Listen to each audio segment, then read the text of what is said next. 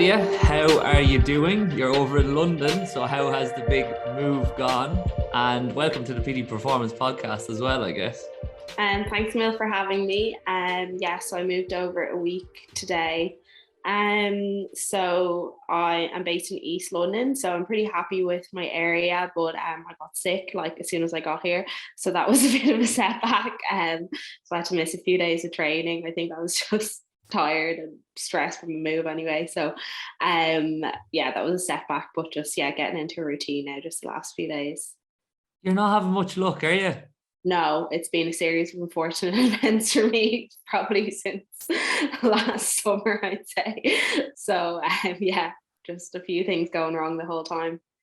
So what spurred the move to London? Because I know it happened rather quickly, which probably led to a little bit of more of an increase in stress, which may have led to you feeling a little bit run down and then getting sick, I guess. So how did it just come together so fast, and what was the reasoning behind it? Well, it was fast-ish, I would say. Like, I moved to a new coach in a London-based group in March, like straight after indoor season, and then my plan was just to finish up college in DCU and then move over at the start of the summer. So I started looking for somewhere to stay when I was in South Africa, and then I kind of was like trying to time it in that it would be exactly when I got back running. So that was kind of hard to know exactly. So I came home from South Africa on training camp at the start of May, and then I kind of gave myself 3 weeks, and then I had like a place ready, and then I had to delay it about 10 days because my foot just still wasn't ready. So I was trying to time it for then. So happy to be here now. Kind of timed it for exactly when I was ready to start back training and like doing sessions on the grass and on the track.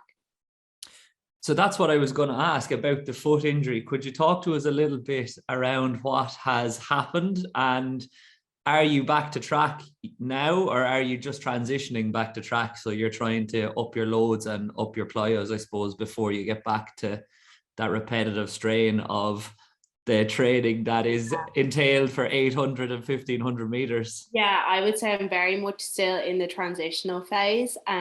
So that would always be probably one of the trickiest phases of every injury, because you have to just like get that right, and especially with my injury. So basically, I had a tear in my plantar fascia, which is like it's like the tendon under your foot, and then like quite bad plantar fasciitis as well, which is like an inflammation of that tendon.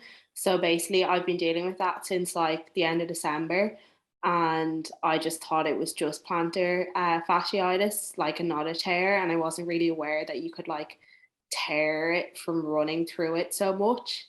So like I was kind of told that it was an injury I could manage because it's like inflammation based, so you can kind of like ice it and take like painkillers and kind of like rest it and then load it when it works. So I was kind of trying to manage it like that, and like obviously rehabbing it and stuff. But it was too bad. So obviously I ran through it so much in the indoor season that I guess I tore it at some stage, and then continued to race. And then and then obviously found out it was a tear, so then I had to stop, and then I got a PRP injection, and then had to go through the whole resting and rehab phase.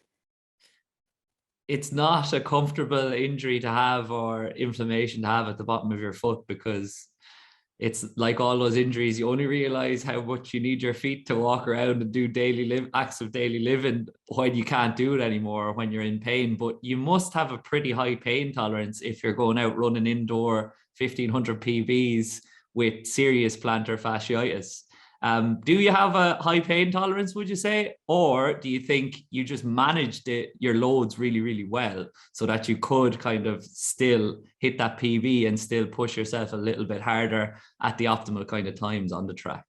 No, I think I've learned through this that I have a way higher pain tolerance than I anticipated. And like in hindsight, it's ridiculous how much pain I was running through. And like, it's just, it's a big learning. It's my first injury, and it's like a big learning kind of curve for me because I'm always like very on top of everything, very on top of all my injuries. But like if a physio tells you it's just plantar fasciitis, you can keep running through it. I'm obviously going to keep running through it, no matter how painful it is, once I get the go ahead from a physio.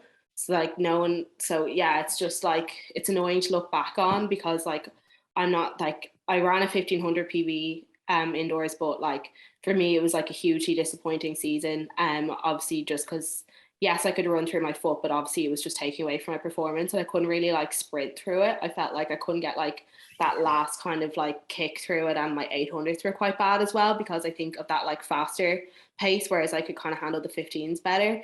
So yeah, it's just a lesson really that like you just shouldn't, like if you're limping around after you run every day, like it's just there's no matter who says it's okay, it's probably not. Like It's not normal. It's no, not it's normal. not normal.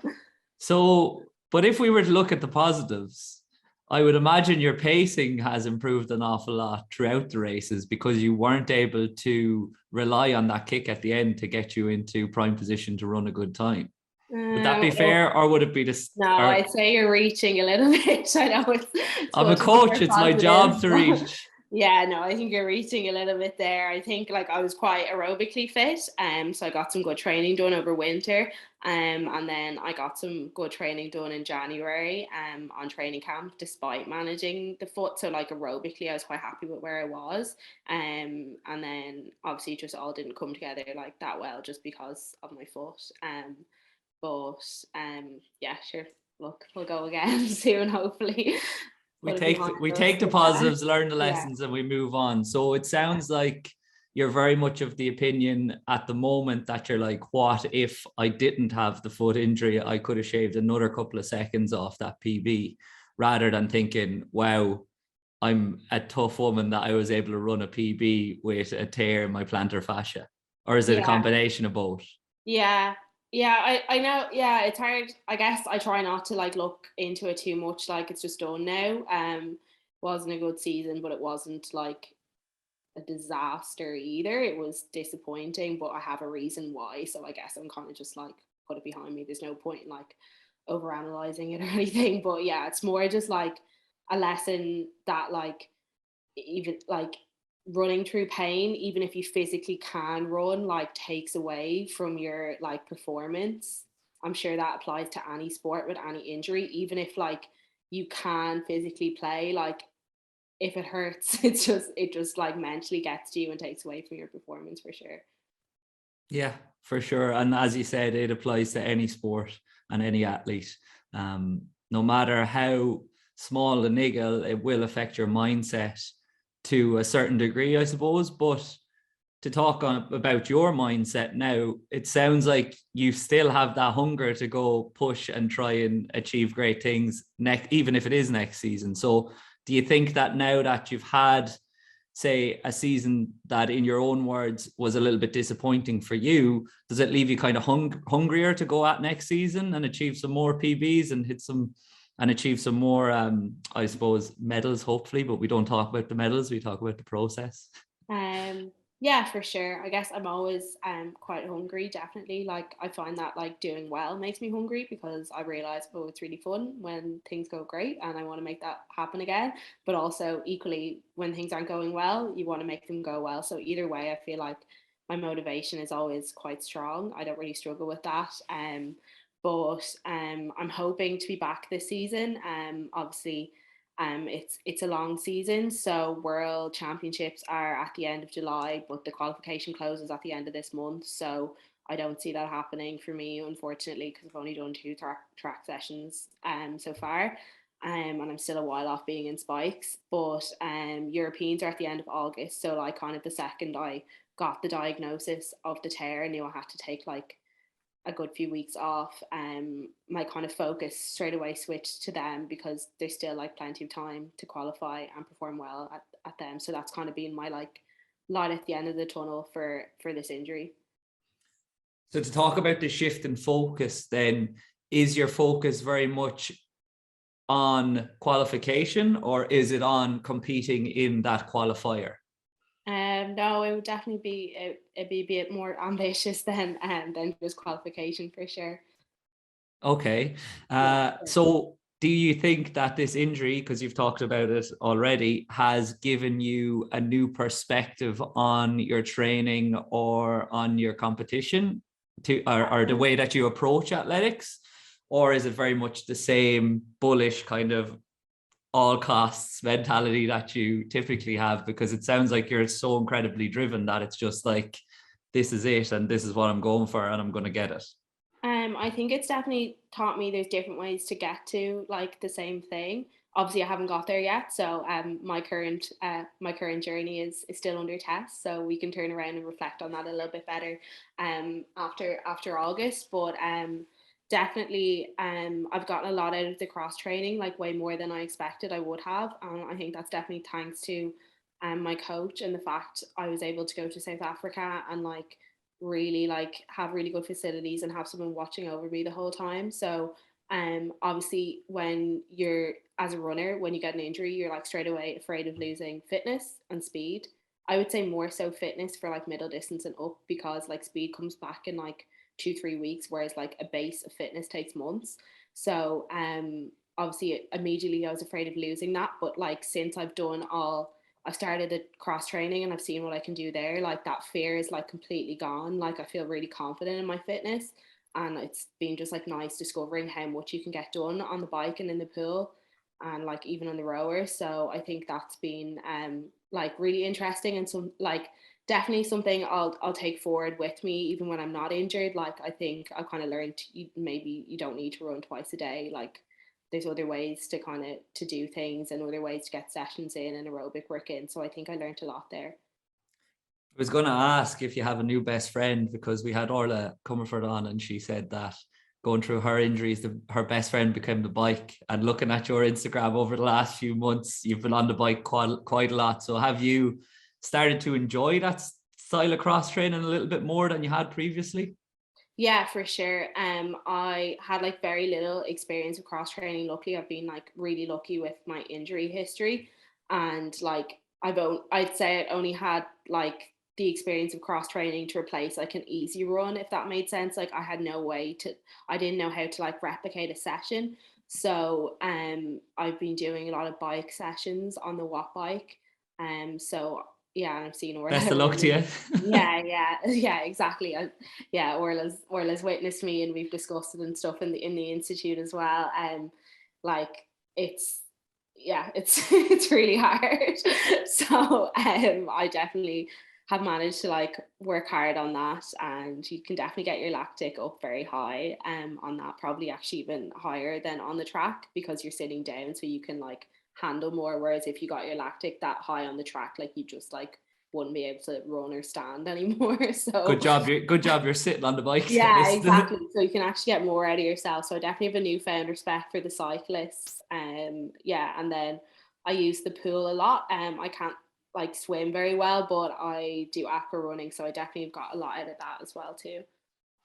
So just to touch on the bike, then it sounds like previously you did a lot of low intensity aerobic work for your aerobic base on the bike, but this time around there's a lot of anaerobic work on there. So what sort of stuff have you been doing? Have you been doing interval type training fairly frequently, or have you been just absolutely battering yourself into submission on the bike, which is probably less fun and less advantageous? Yeah, everything really. I do a lot of like slow recovery zone like cycles, where I just keep my heart rate in kind of where I would have it for an easy run, and then yeah, like maybe 3 bike sessions a week, mostly, and then maybe more at different stages or less. So I'll do like can kind of replicate a tempo on the bike, so get my heart rate the same for like 20 minutes as I would on a tempo, and then we've been replicating sprints which hurt a lot on the bike as well, so like 20 seconds on, 20 seconds off, stuff like that.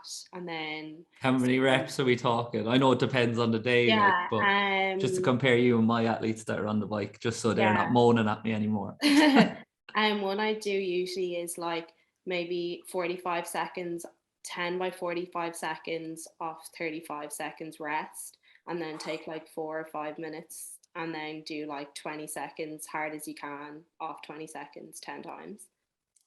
So that's kind of my faster sprint session.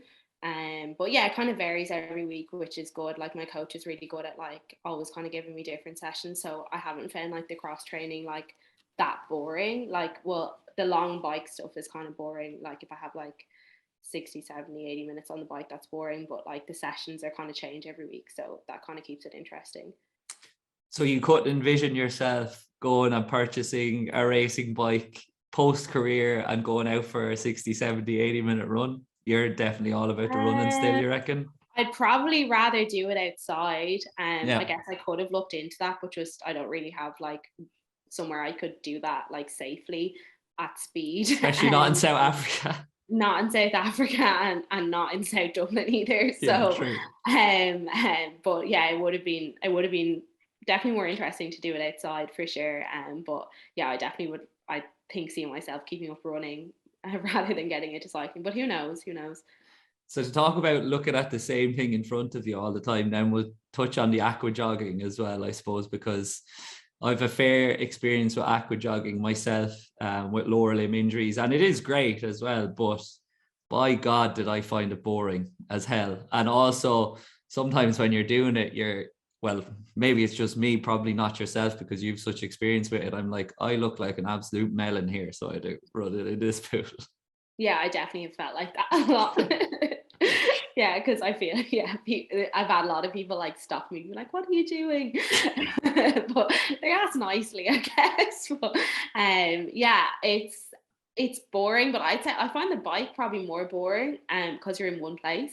And also my bikes, like easy bikes, tend to be longer. Then the pool, I'm kind of saved by the pool times, in that I'm at home. The one I was using, I'm always kicked out after 45 minutes, so it's never that long. So I got a lot out of doing aqua running sessions, and in South Africa particularly, when I hadn't my coach with me, and Matt, he would like use a rope, a bungee rope from the track, and then like tie that around my waist, so I do it on the spot, and I just like go as hard as I could for whatever rep it was on the spot. And then like if he could feel I was like kind of like losing focus or tiring a little bit, he'd like yank the rope to like kind of wake me up and then like pull me. So I had to like aqua run against the rope, if that made sense. So that definitely Yeah. kept you engaged. And yeah, got your heart rate up for sure. So and yeah, definitely that was tough too. It's kind of like you're not really going to tie a rope probably to the side of the pool yourself. So that's something I've kind of missed since I came home, but it was perfect for that time in South Africa. That's interesting because the reason I didn't like the aqua running was probably because there was no feedback. That's why I would favor the bike, Yeah, because I can actually see the monitor and look yeah. at the cadence or the wattage that I'm outputting. Whereas you actually had feedback from your coach there as to whether you were working hard enough. So that must have made it an awful lot easier to do. Yeah, that made it way better. That's probably why since I came home from South Africa, I do more bike and less pool, because yeah, you can kind of if I'm on my own for the pool, it's hard to get the feedback, especially because you're not really getting your heart rate as well because it's underwater. So it was really good to have that in South Africa, and like kind of would do different sessions the whole time, and like yeah, he could like tell if I was tired or whatever through like how much resistance was going through the rope. So it was yeah, definitely an interesting way to do things. Are you the type of athlete that enjoys receiving that feedback fairly consistently throughout a session, or do you prefer to get feedback post session? Um, Probably a bit of both. I wouldn't need like that much during a session probably, but then sometimes like you can lose concentration, so it's good to have someone to tell you like to push harder, and or like yeah, or depending, slow down, whatever. I definitely wasn't told to slow down in the pool, but it was usually push harder. But yeah, I think a bit of both, but I wouldn't kind of like need loads. Like the last month I've kind of just like done everything myself, and then because I've been at home in the institute just doing on my bike session, so I would like record it on the Watt Bike app and then send them to Matt afterwards, and then I'd kind of know like what watts I should be hitting each time for each thing, so I just kind of go off that. So yeah, whatever feedback I can find, I guess, even if it's like an app Mm. in that way. Yeah, so a lot of external feedback, but I would imagine that you would be very in tune with yourself as well, and you would be giving yourself internal feedback on how you're feeling throughout a session or a race, etc. as well. So I wanted to ask, maybe if you're getting that external feedback, do you have a favored kind of way of getting that feedback? Do you like kind of visual feedback, like you said, like the app, or like video, etc.? Or do you like as much feedback from as many different ways as you can? Like you might be even getting the auditory feedback throughout the session of coaching cues, or just try to get your focus, or somebody pulling on a rope, etc., which is probably actually more feel Yeah, I than think auditory. that's an interesting one at the moment because obviously I've moved coach. So I used to be with Enda Fitzpatrick, and he was really great, and I had him all through college, and we had a really like good relationship, and I feel like he was probably a bit, in hindsight, a bit too nice to me during training. It was always kind of, that's good, keep it up, Nadia. It was kind of never faster, pick it up. So I think since I moved coach, my new coach is a little bit tougher on me. And I think at the start I was like, oh, why is he being so mean to me? But then I just realized it's just different. Like, and that Enda was probably just like a little bit too nice, I would say. And so that's been a little of an adaptation, kind of having more like, go faster, go harder, like that type of like feedback during a session, versus, yeah, that's great, keep it up. And then also like Matt, I haven't obviously done many track sessions with him because I just got injured as soon as I started, but he like feeds back a lot on your form while you're running, and I think that's going to be really beneficial to me, and I know I really need it because my form isn't very good. So and I think the only way is like for someone to shout at you, like because it's very easy at the start of a rep when you're not tired to like say, okay, do this with your hands, do this with your legs, stay up tall. And then obviously the second you get tired, like you stop thinking about that and all your kind of like bad habits come in. So it's super helpful actually having those that feedback in my form and stuff during track. So hopefully that translates to like more efficient running. I think as well, it's a point to note that the demographics that both coaches are coaching differ slightly, I would say. So maybe because of Enda's teaching background and his background with youth athletes and with younger athletes, it's probably more advantageous for him to be the nice coach that gives the positive reinforcement. Yeah, I actually completely agree with that. Yeah, and I think that's massive. Can't underestimate that actually. And I think obviously I've moved on from Enda, but I just have to like acknowledge he was literally the most perfect coach for me throughout college, if that makes sense. Like it was just like the most perfect phase. And as you said, that feedback is perfect because he's trying to like, and it kind of brings people from like a club level to like a more serious international level, or just even a more competitive club level. And then it would be the same when he was in TCU. He's kind of getting people who are interested but not that serious and making them more interested. And then obviously the people who really buy in, like for example, Lauren Tinkler has like done really well through Enda, but she would have just like started with Enda as like quite a casual kind of schools runner. So he's like excellent for that phase. And yeah, if you kind of turn up to DCU and you're like, oh, I might give this running a go, or you turn up to DCH now, where my athletics club are Enda coaches, and you're like, might give this a go. Yeah, you don't want to be like have someone like roaring like at you about your form and stuff. You know, you need that positive encouragement, and you want to like really enjoy it. So I think yeah, you're totally right there. It's perfect for that phase. That's something that I talk about a bit when people ask. I suppose I've had it in a Q&A a few times, like who's a better coach, and you're comparing apples with oranges because the right coach is the right coach for the right athlete at the right time. And it Yeah, I sounds think like the right Matt time fit is is the right important. time for you now. Yeah, 100%. I think yeah, you can't forget about how important the right time is. Like even when I look back on my first coach, yes, he wouldn't have brought me to a senior international level, but he was so perfect to keep me involved in the sport through my secondary school years. And then yeah, like Matt now has like experience as an international athlete himself, and has obviously coached like 800 meter like international medalists. So yeah, that's I think for me the right coach now to bring me to like be more competitive at a senior level internationally. And it seems that Matt might have a particular interest in running form and running mechanics, which, as you said, there is a big focus point for you probably in the next cycle. It sounds like from what you said, though, earlier, that you can get your speed back in 2 to 3 weeks.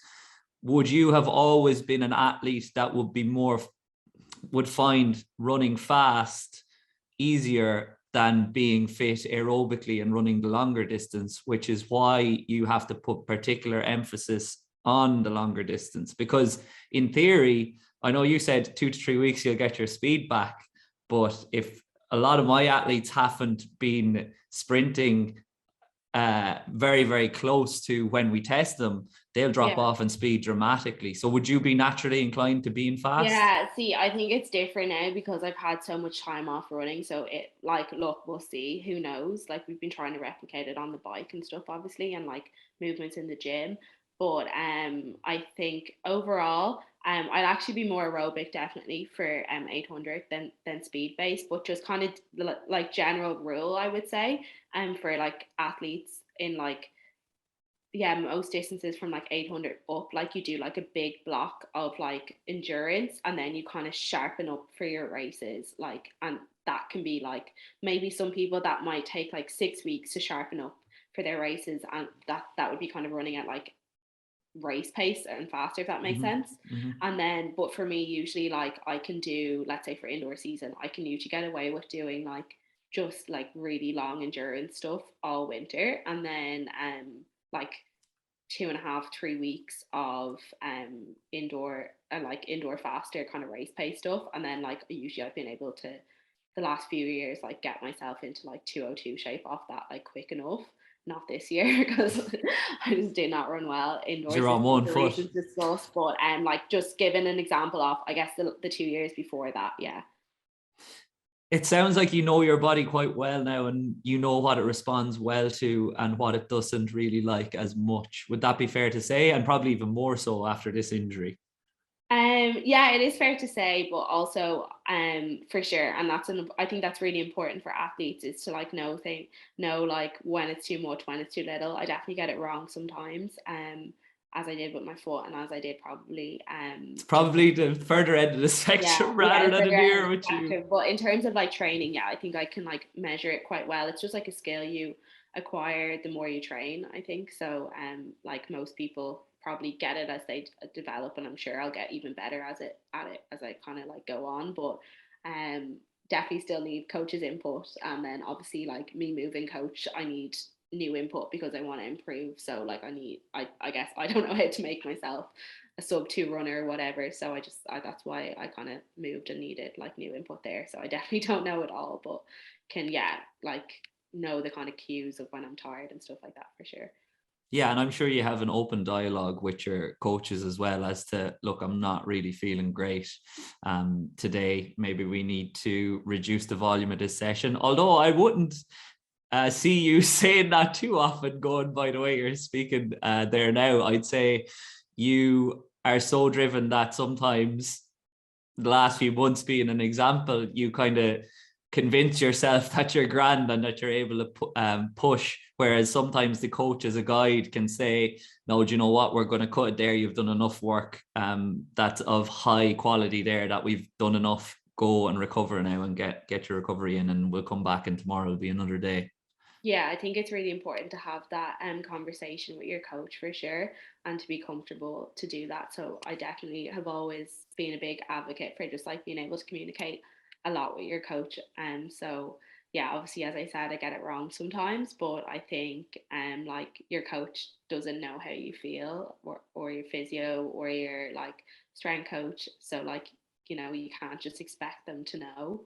So I think, yeah, it's just like super important for athletes to like not be afraid to talk about it.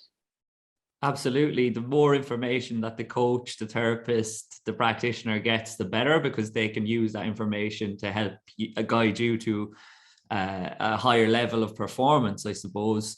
But I would imagine being down in South Africa with the warm weather training there, I suppose, and the nice weather and the nice kind of things outside of training, as well as having everything in the one place, it becomes a little bit easier to get the sessions in. How enjoyable an experience and how convenient was it to have everything in the one place, rather than when you're in Ireland? It might seem like small distance, but everybody that lives in Dublin knows getting across town can be a nightmare. So was it a lot easier being set there for your rehabilitation? And now I suppose you're going to have to see what it's like in London, but you've only been there a week, so you don't really know.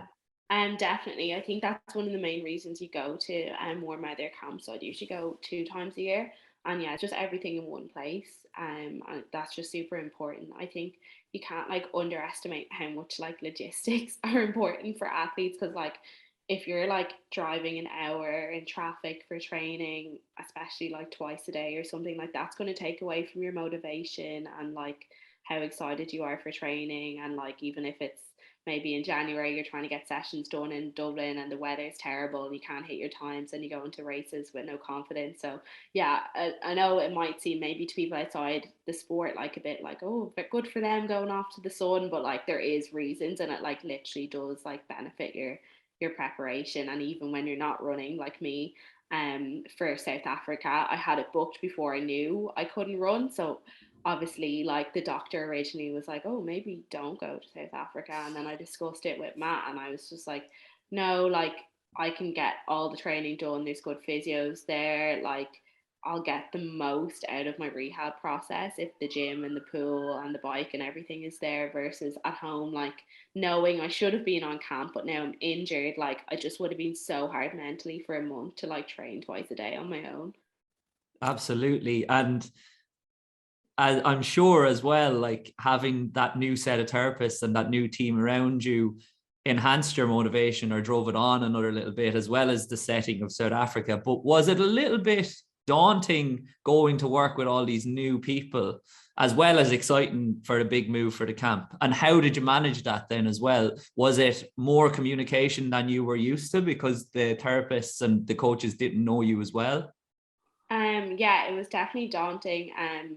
For sure, because I had obviously only met my coach and then I'd met my strength coach once, and then the therapist who works with the group as well, but I hadn't met like anyone on the team. And they're all boys, so I was so yeah, it's like I'm going away on a camp, I'm injured, can't run, I'm going on a running camp with a group of people I've never met for a full month to the other side of the world in a boot. So like the first time I met these people, I'm getting like wheeled around in the airport in Istanbul in a wheelchair by the airport with a boot, and I'm just like, hi to my new teammates. So that was really funny. But yeah, so it definitely was I put like me putting myself outside my comfort zone, but I'd always be a big advocate for that. So I just kind of went for it and was like, look, surely South Africa would be better than me going to Templo College swimming pool every day for a month on my own. So I just went for it, and it was definitely worth it. I think we can all agree with that one. Yeah. But I would say as well, like it's noticeable when you're racing, any of the races you'd watch, like you have quite a good rapport with all of your teammates and competitors. So was that kind of seamless to fit in with the lads down there? And is that something that comes naturally to you, or is it you pushing yourself out your comfort zone and being more of an extrovert, as you just touched on there, you like to do a lot? Yeah, I would say it's something that I've kind of learned about myself in the last few years, that I actually just kind of like love meeting new people, and like I'm kind of now picked up the kind of like mindset that if I'm put in a new situation, I'm just kind of like, I'm sure I'll be fine.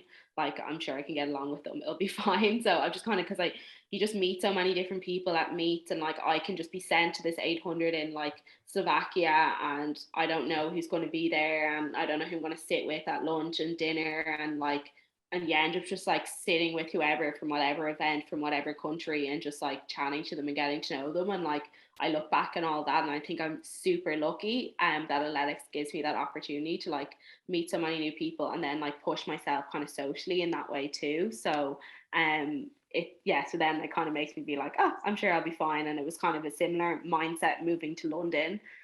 Now I was just like, okay, yeah, I'm moving for running, I'm living with like a roommate I don't know, but like, it'll be fine hopefully.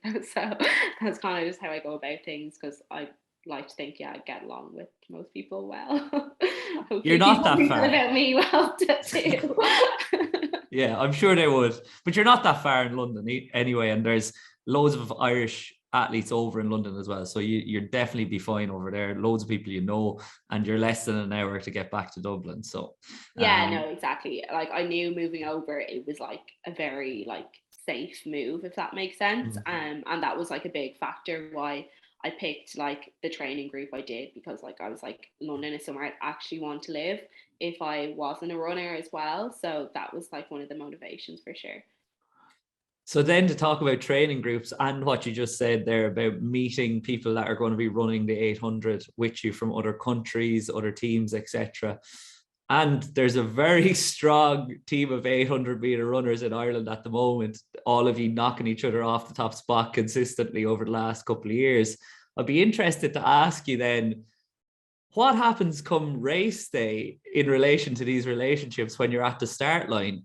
Do you think like, oh, I have to beat her? Or do you just think, right, I'm just going to run my best race that I possibly can and whatever happens, happens? Or is there a little bit kind of that competitiveness comes out?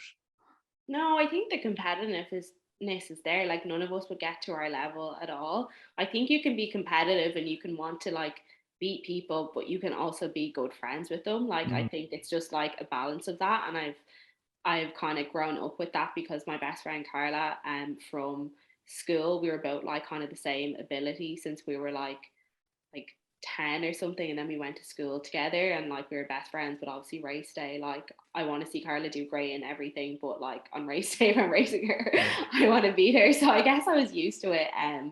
But yeah, it's probably be more fun for everyone watching if everyone hated each other. But like, don't get me wrong, I'm sure I want to win, and I'm sure they all want to win. But yeah, I think you can do both, if that makes sense. You can be friends and also want to beat people. Absolutely. And I'd say at the start line, there's quite a variance in the athletes. Like some athletes mightn't even look at you, I would say, because they're so focused on themselves, and others might be almost wishing you best of luck on the way to the start line. Which type are you? Like if you and Carla were going to race now, would you say, right, 10 minutes before the race, I'm not going to talk to her? Or just before the gun goes, would you be saying best of luck? I remember when we were younger, I used to be the relaxed one, and Carla used to be really nervous. Now I'm literally talking Dublin Championships under 10 now, and I'm like, why isn't Carla saying hello to me today? And then like we'd be like racing each other and like probably elbowing and pushing each other in the race, and then after we do our cool down together and be like going off to McDonald's after or something. So it really depends. I think I like to try be relaxed before races. So I would yeah, just be fine with saying like good luck or whatever. Obviously, like don't want to be like chatting to someone and warming up with them if you're about to race them. But like I like to, I don't know, I just think it takes extra energy to be like Mm. glaring at all your competitors.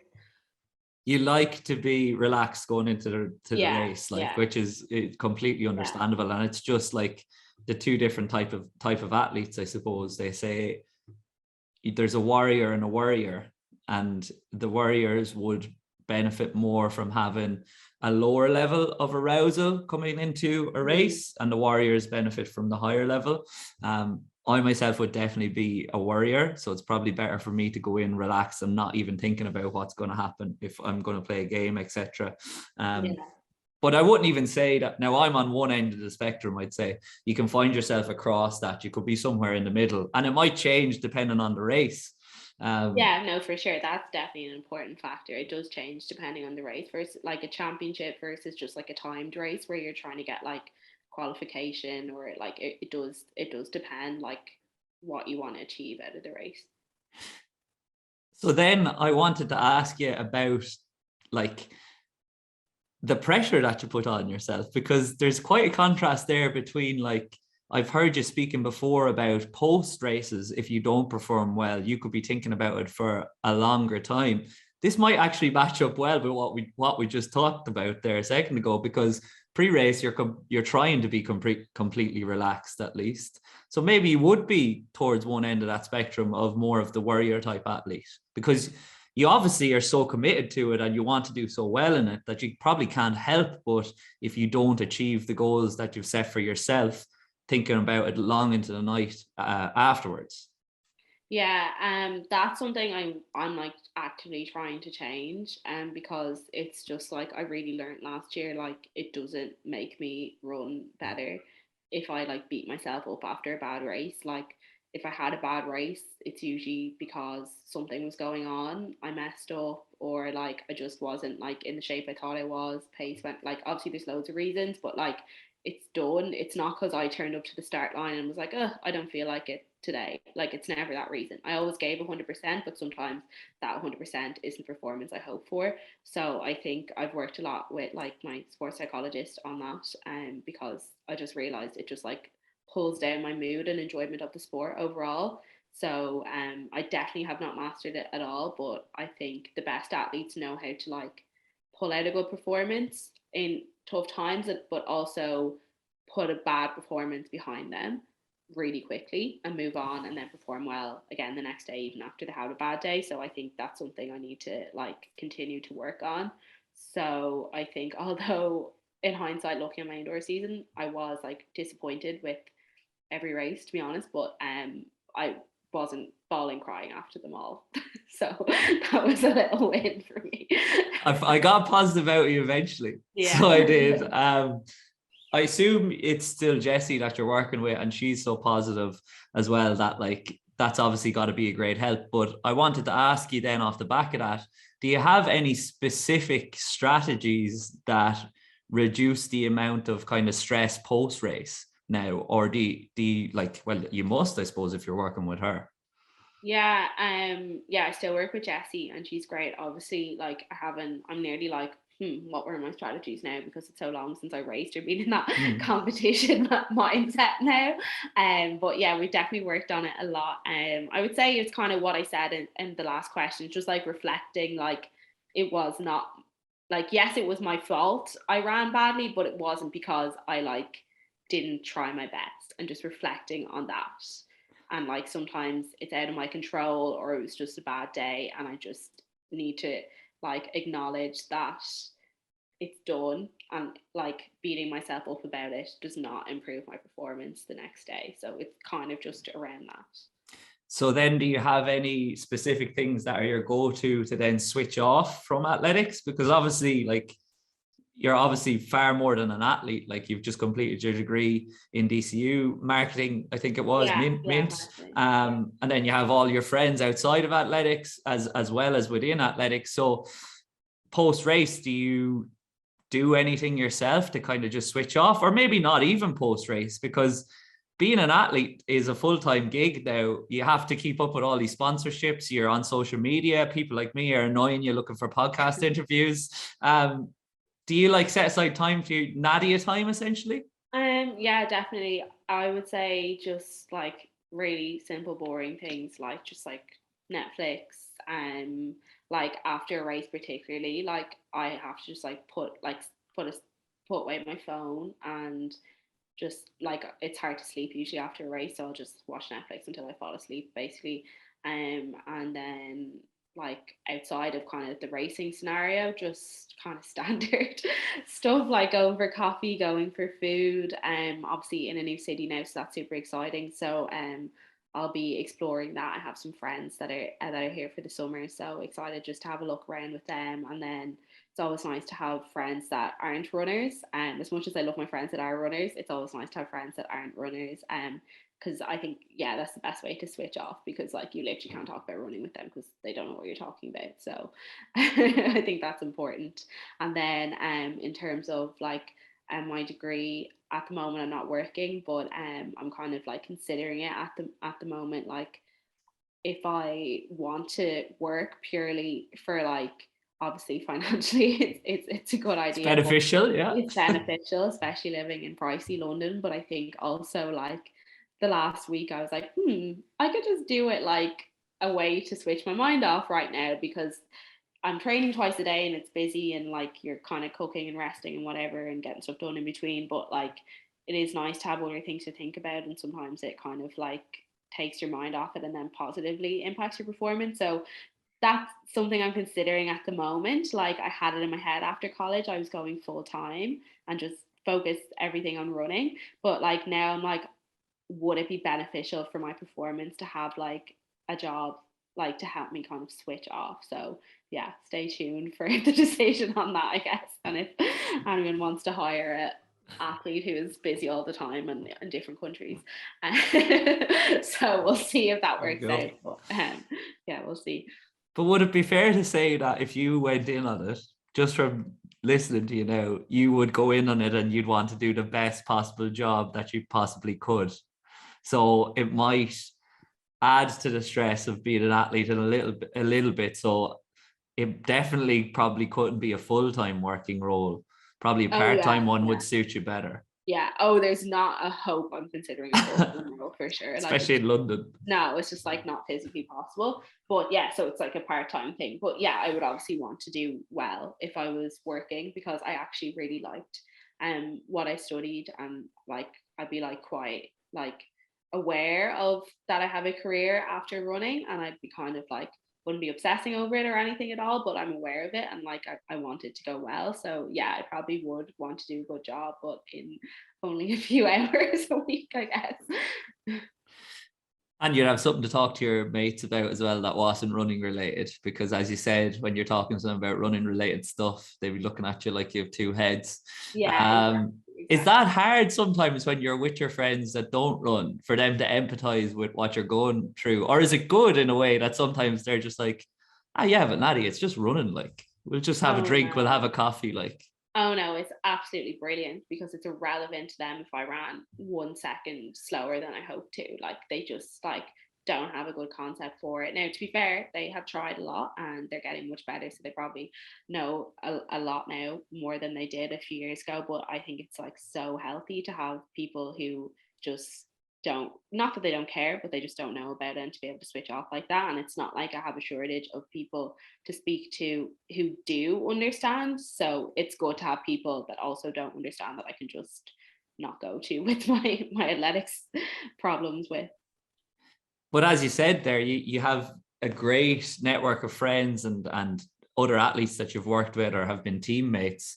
Has it been hard to watch them competing this summer or this season, or do you still like watching all the meets and watching them perform, or do you try and switch it off a little bit just for your own well-being?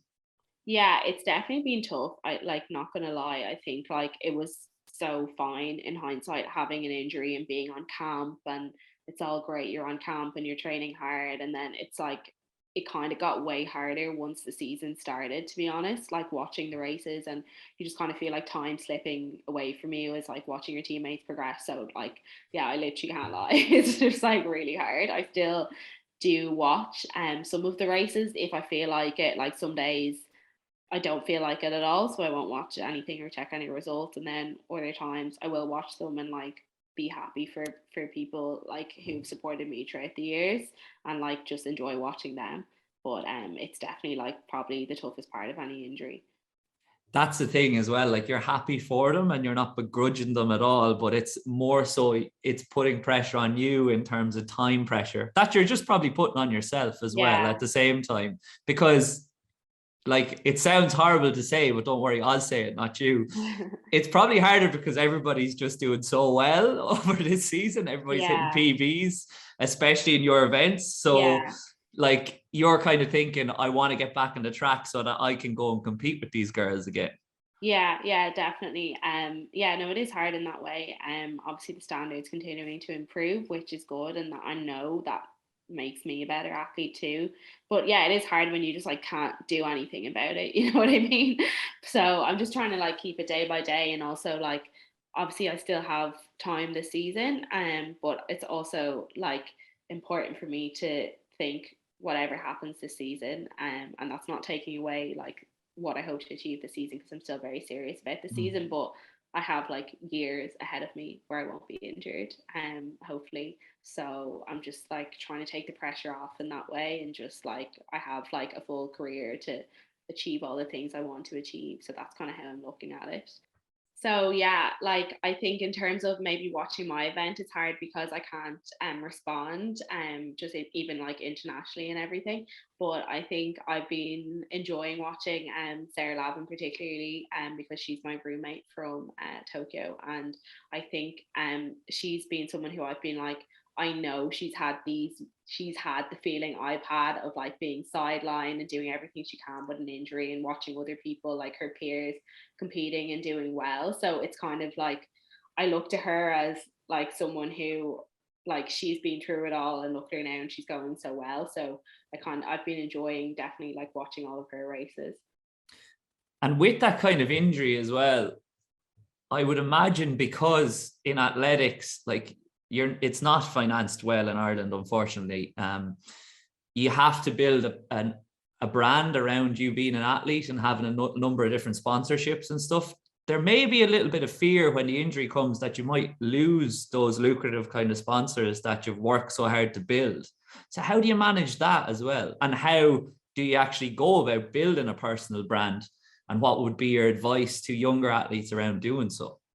Yeah, obviously that's like a fear every athlete has. I'm lucky with my current sponsors that they've been like pretty supportive, like Optimum Nutrition for sure have been like, like not they haven't been like that's great that you're injured at all, but they've been like it's fine, it's part of the process, like share your story, use the products to help you, like so they've been really supportive. And then obviously like Adidas as well have been super helpful, and like Toyota have renewed my contract still despite me obviously being injured the last while. So um yeah, just really grateful for them. But obviously yeah, it's a worry, for athletes for sure. And I think in terms of the branding, I am probably have like changed my mind about this a lot, probably over the last few years.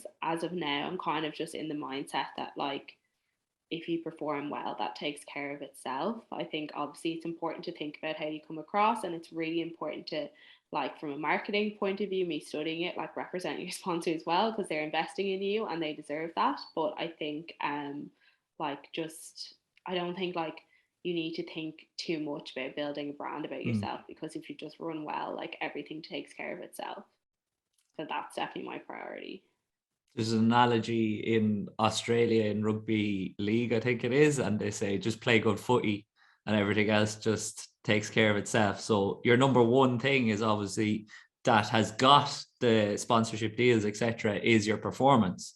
Yeah. Most of the time anyway. So if you focus on the performance, then it should be a-okay. But at the Yeah. same time, I'd be interested to ask you, when a potential sponsor comes and shows a little bit of interest in you, do you kind of typically look and say, right, does this sponsor align well with my values as a person before you decide to work with them?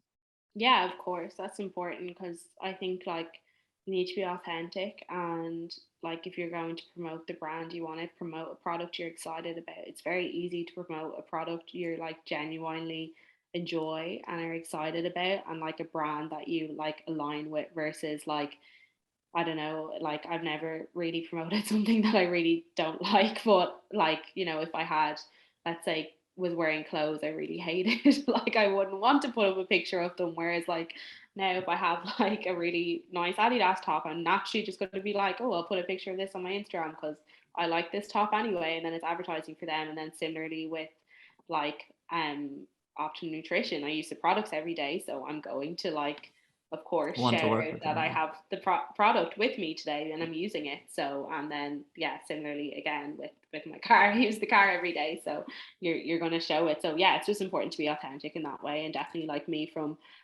studying marketing and being interested in that whole area outside of that, it gives me like a different perspective on it as well, so it kind of brings it home even more so how important that is.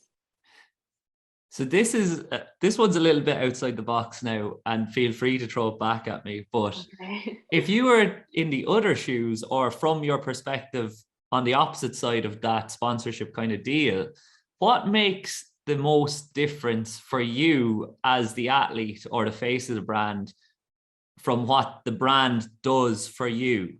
Is it a personal touch? Is it small little things like actually showing an interest in what you're doing? Is it small messages? Or what is it like?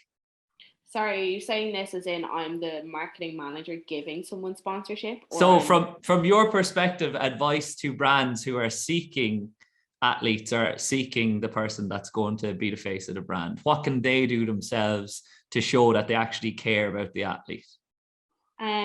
I think just support them well throughout their career. Like definitely I'll go back to like that example with Optimum, how they were like really supportive about my injury, like just even talking to the marketing manager then, and like that stuff like obviously super important as well. And yeah, I think just like having a good relationship, no pressure. I think pressure, like there's definitely that's known as well with like sponsorship, certain brands and stuff, like placing pressure on athletes and like having to cut athletes if they're not performing well. But like obviously an athlete is being signed on a contract, it is their job to perform well, you can't forget that. But of like placing like unnecessary pressure with like ridiculous goals and like cutting them over like something very small is obviously not going to then make an athlete want to like favorably like promote you, if that makes sense.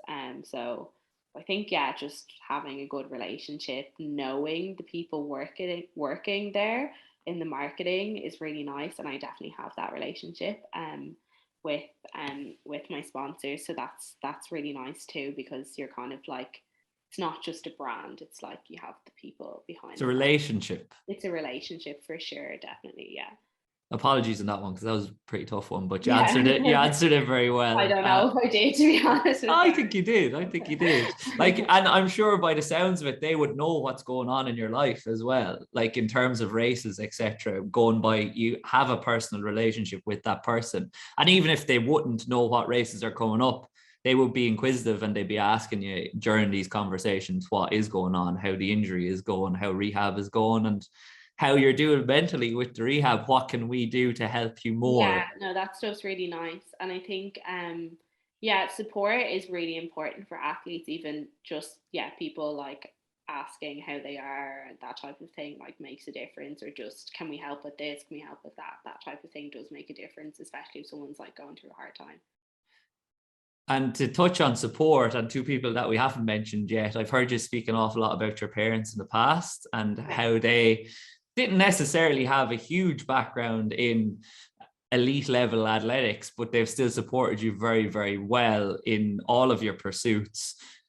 Like, I'm sure they've had to make like a lot of sacrifices over the years to help you on your way and lead to you kind of developing into the young athlete and role model that you are now. So like, just talk to me a bit about how pivotal they have been in your development and all of the things that they've done for you, I suppose. And you don't have to touch on it for too long. And it's a very tough question. And it's always hard to talk about your parents, I know as well. So Yeah.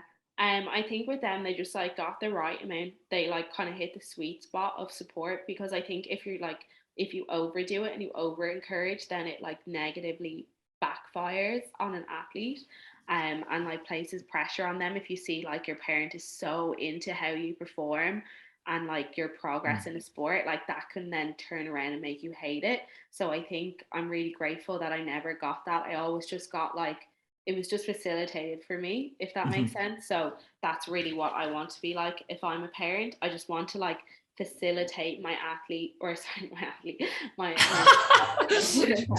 me decide. That's exactly what I don't want me yeah, having a baby being like, there's my athlete. a stable of Yeah. athletes. Yeah, no, you want to facilitate, like as in if that like child wants to train once a week and doesn't want to commit that much but enjoys that once a week, then bring them. If that child wants to be the next world championship or world champion and needs to train twice a day and travel and needs that financial investment, which is obviously of course difficult for parents, then also facilitate that as well, and like just let them decide to what degree they wanted to do things like, or how seriously. So I definitely have had that from my parents the whole time. They just kind of went with it, and it was always like me kind of moving up and like setting my goals higher and higher. They never said, oh, wouldn't it be great if you went to the Olympics, or wouldn't it be great if you were running full time after college, or anything like that. It was never that. But then it was when I said, okay, well, I do want to aim for the Olympics, it was how can we help, if that makes sense. So yeah, I'm just really grateful for that, and I think they got it. They just like really got it right, particularly My mom has a big interest in athletics, so she would have kind of a much better concept of it than my dad. My dad thinks it's great when I run a race and run for Ireland, but apart from that, doesn't really That's know good too though. much. That's nice to have Yeah, the. tells me he's proud of me and says well done, and that's all I need. But kind of my mom would have a really good like understanding of it and would like go to as many events as possible and stuff like that. It sounds like they really allowed you to make your own decisions as well, though. Like you make the decisions and we'll be right there behind you. And their support, like you said about your friends that aren't in the athletics world, it's completely unconditional on how well you do. And that's made a massive difference as well. Like it's probably nice that your dad doesn't care if you came 14th or if you came second or first or whatever. He's still there and he's still proud of you and he still thinks you're doing great things, even though Yeah. you yourself are putting pressure on yourself and saying, no, I didn't do well, Dad, I'm not happy with how I did. Yeah, I think that support network is really nice because I just feel like I necessarily don't have any like outside pressure on me to perform well. Um, it's just like all from myself, if that makes sense. Like my friends are super supportive, and if like they were really supportive, like last summer when I qualified for the Olympics, but they'd equally love it if I gave up running and was out on nights out with them all the time too, I'm sure. So it's just nice having yeah, that support around you, and it's, as you said, unconditional, that like they don't care how well you do or not, so basically all the pressure just comes from me. Are they good at telling you when you're putting a little bit too much on yourself or you're beating yourself up a little bit too much? I would say, yeah, probably my mom and my boyfriend James would be good at that. Definitely. They probably get a hard time off me if they say that to me at the wrong time, but yeah, they would be. So how do you find the right time as a supporter or a peer or a parent, or how do you know? Do you just have to know the person and know when it's the right time, or do you have to leave them process what has happened first and then just Yeah, yeah, it's a hard one. I think it very much depends on the person. Like some people, if can't talk about bad performance, just want to be distracted or not talk at all. Other people want to debrief it all and rip it apart and decide straight away what went wrong with it. So yeah, to be honest, I can't help that much with that. I think you just have to be able to know the person. okay, well, you've helped enough so far. Anyway, we're happy with how we've gone. So we'll move on to the quick fire questions. So the first one is proudest achievement to date.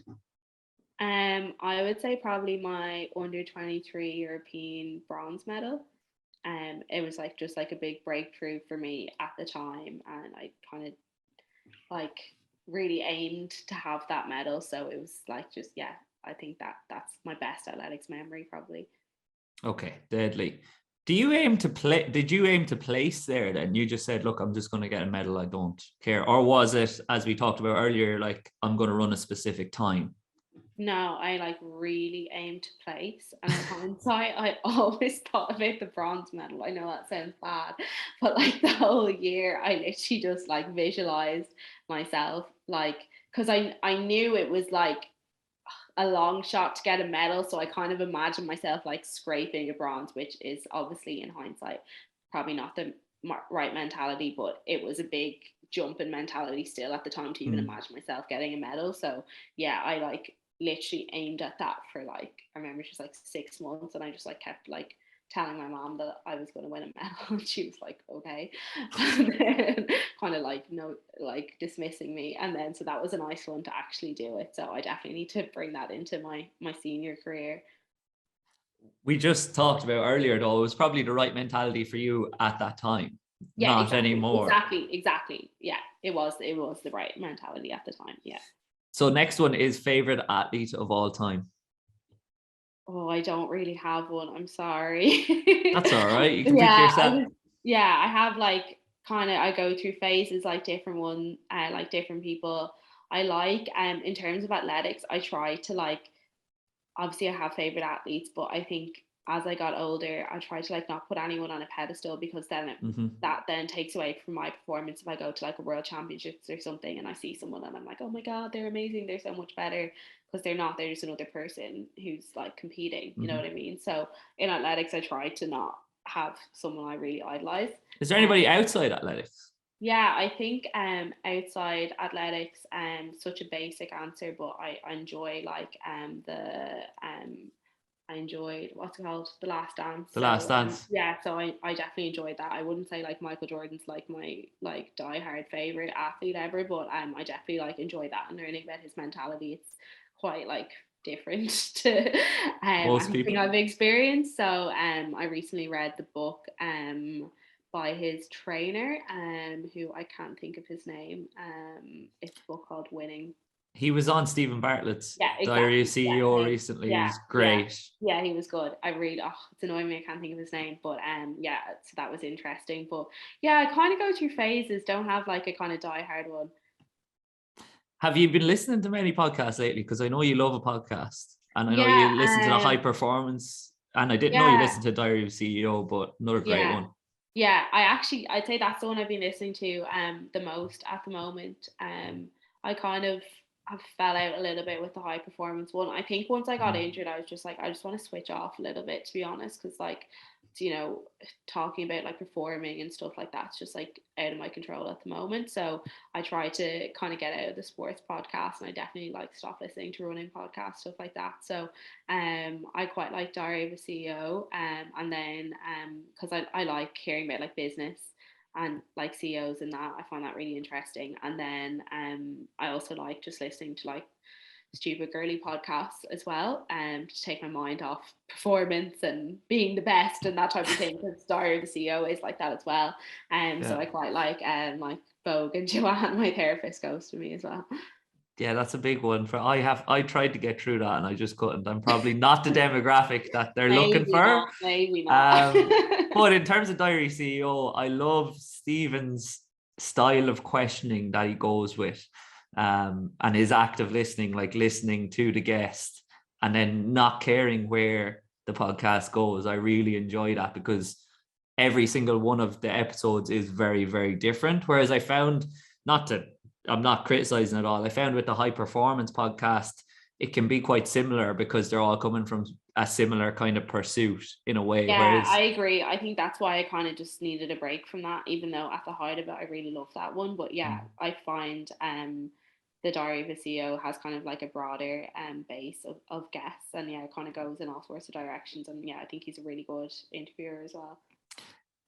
any artist you've been listening to a lot recently, more than any others? Um, I just always listen to Taylor Swift. I know it's so basic as well, but like not for the cross training, the hard bike sessions. That'd be more like rap music and stuff like that. But yeah, I love a bit of Taylor Swift. I can't lie. Shake it off on the bike. I'm sure you get you.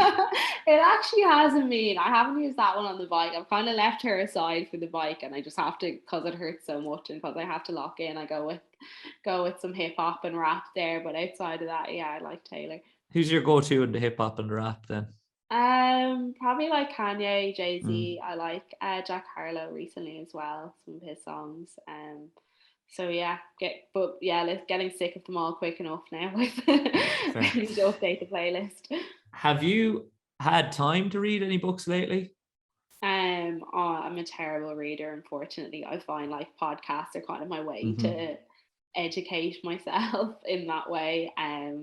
Yeah, I just get bored. So But that's yeah. the last one I read was that one, Winning. Mm-hmm. I just can't think of his name, but yeah, by the Tim train. Tim Grover just came to me. I think. Exactly. It's Tim Grover. So he is the